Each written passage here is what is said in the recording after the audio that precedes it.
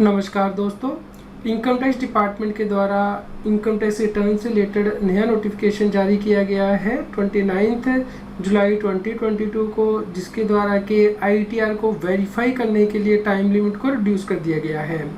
दोस्तों, पहले गवर्नमेंट के द्वारा सर्कुलर जारी किया गया था 3/2009, जिसमें कि कहा गया था कि जब आप इनकम टैक्स की रिटर्न को फाइल कर देते हैं तो उस केस में आपको उसे वेरीफाई भी करना होता है।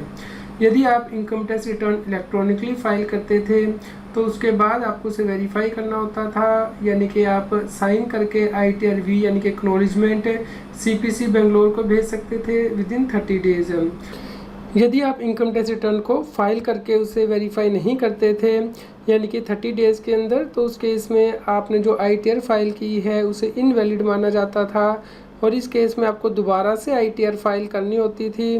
तो इसके लिए फिर CBDT के द्वारा टाइम लिमिट फर्दर एक्सटेंड कर दिया गया था, यानी कि आप ITR की एक्नॉलेजमेंट को 120 डेज़ के अंदर वेरीफाई कर सकते थे या फिर आप बेंगलोर साइन करके भेज सकते थे। दोस्तों, उसके बाद CBDT के द्वारा नोटिफिकेशन के द्वारा सेंट्रलाइज प्रोसेसिंग स्कीम के अंतर्गत CPC को पावर दी गई थी कि वो इनकम टैक्स रिटर्न की वेरिफिकेशन से रिलेटेड रूल बना सकता है। इसलिए अब रूल बनाए गए हैं, यानी कि अब आपको ITR की एक्नॉलेजमेंट 30 डेज़ के अंदर वेरीफाई करनी होगी यदि आपने ITR को इलेक्ट्रॉनिकली फाइल किया है। लेकिन दोस्तों, यहाँ पे क्लैरिफाई किया गया है कि यदि इनकम टैक्स की रिटर्न आपने पहले ही इलेक्ट्रॉनिकली सबमिट कर दी थी इस नोटिफिकेशन के इफेक्ट में आने से पहले, तो जो 120 डेज़ का टाइम लिमिट है वही एप्लीकेबल होगा ITR को वेरीफाई करने के लिए, और जो नोटिफिकेशन है 1 अगस्त 2022 से इफेक्टिव होगा।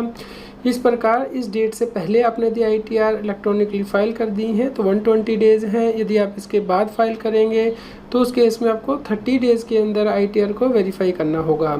यहाँ पे क्लैरिफाई किया गया है कि यदि ITR को इलेक्ट्रॉनिकली सबमिट कर दिया गया है तो उस केस में यदि आप उसे 30 डेज़ के अंदर वेरीफाई कर देते हैं या फिर एक्नॉलेजमेंट साइन करके बेंगलोर भेज देते हैं, तो उस केस में आपने जिस दिन ITR को फाइल किया है वो दिन आपकी ITR फाइलिंग डेट मानी जाएगी।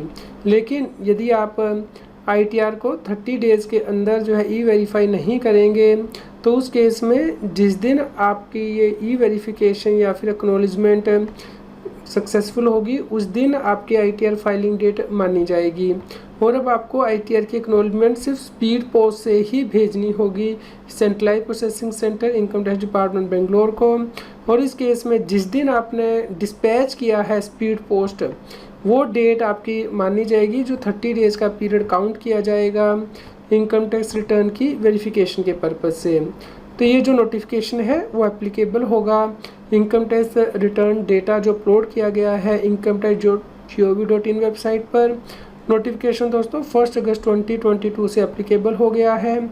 इस प्रकार अब आपको ITR को वेरीफाई करना होगा विदिन 30 डेज़।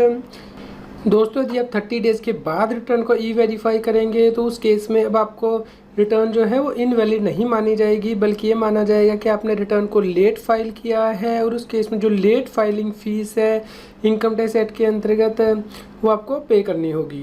दोस्तों, आप इसे डाउनलोड भी कर सकते हैं, इसका लिंक इस न्यूज़ की वीडियो डिस्क्रिप्शन में भी दिया गया है। उम्मीद करते हैं आपके लिए यह न्यूज़ यूज़फुल रही होगी।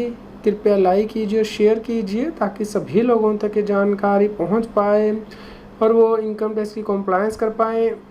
रेगुलर GST और टैक्स अपडेट के लिए इस चैनल को सब्सक्राइब करें। आप हमें Telegram app CA Satbir Singh टैक्सिल पर ज्वाइन कर सकते हैं ताकि आप GST और इनकम टैक्स के रेगुलर अपडेट अपने मोबाइल पर ही प्राप्त कर सकें।